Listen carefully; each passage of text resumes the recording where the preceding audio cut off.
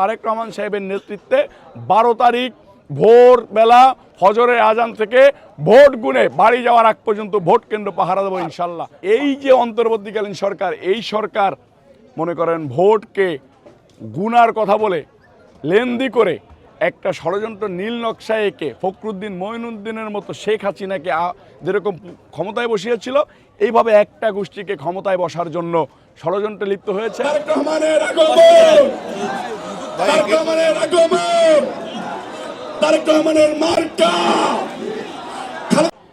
দেখেন, বিএনপির acting chairman জনাব তারেক রহমান সাহেব সারা বাংলাদেশের মতো আজকে খুলনায় প্রোগ্রাম করেছে, যশোরে প্রোগ্রাম করেছে। বৃহত্তর যশোরের মানুষ আমরা, সাথে কুষ্টিয়া, চুয়াডাঙ্গা, মেহেরপুর। আমাদের কাছে আবেগ অনুভূতি এত বেশি যে দেখবেন যে সকাল 9টা থেকে মানুষ এই রোদের ভিতরে নিজের মনে হচ্ছে যে ঘিলু খুলে পড়ে যাচ্ছে, চুল খুলে পড়ে যাচ্ছে, তারপরও একটা মানুষ নড়াচড়া করে নাই। মাঠের ভিতরে সুন্দরভাবে শৃঙ্খলার সাথে বসে থেকে সমাবেশ সফল করেছে। বিএনপির অ্যাক্টিং চেয়ারম্যান জনাব তারেক রহমান সাহেব যে 31 দফার পরিকল্পনা বলেছে, সাথে অ্যাড করেছে এই যে যশোরের বৃহত্তর যশোর অঞ্চলে আমাদের এলাকায় আখ হয়, আমাদের এলাকায় ফুল হয়।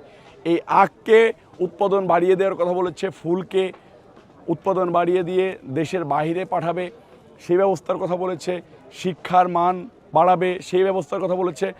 আমরা এই দক্ষিণাঞ্চলের মানুষ বিএনপির অ্যাক্টিং চেয়ারম্যান জনাব তারেক রহমান সাহেবের প্রতি স্যাটিসফাইড। আমরা একই সাথে আরেকটা দলের নেতাকে দেখি যে সে আমাদের মা বোনদেরকে নিয়ে তুচ্ছ তাচ্ছিল্য করে, আমাদের মা বোনদেরকে মানে খুবই বাজে ভাষায় কথা বলে, যেটা ভাষায় প্রকাশ করার মতো না। বিএনপির ভারপ্রাপ্ত চেয়ারম্যান থেকে চেয়ারম্যান হয়ে জনাব তারেক রহমান সাহেব যে বার্তা দিচ্ছেন, আরেকটা দলের প্রধান হয়ে তারা কিন্তু সেরকম বার্তা দিতে পারেন নাই। এই জন্যই বলে যে দেশের পক্ষের শক্তি আর দেশের বাহিরের শক্তি। দেশকে নিয়ে যারা ষড়যন্ত্র করে তারা দেশের মানুষকে তুচ্ছ তাচ্ছিল্য এবং তাদের ইজ্জত হানি নিয়ে কথাবার্তা বলে, এটা আমরা দেখি। আর যারা দেশের পক্ষে কথা বলে তারা দেশের উন্নয়ন নিয়ে কথা বলে, দেশের মানুষকে কিভাবে ঐক্যবদ্ধ করে একটা সুন্দর ডেভেলপমেন্ট কান্ট্রিতে পরিণত করা যায় সেটার কথা বলে। পার্থক্য এখানেই। ধন্যবাদ। নির্বাচন নিয়ে ষড়যন্ত্র হচ্ছে যে তারা বিভিন্নভাবে জাল ভোট দেওয়ার চেষ্টা করেছে, ইঞ্জিনিয়ারিং করার চেষ্টা করেছে, এটা করে যাচ্ছে। একটা পর্যায়ে আবার চিন্তা করতেছে যে না, আমরা হয়তো হেরে যেতে পারি, নির্বাচন বালচাল করার ষড়যন্ত্র করতেছে।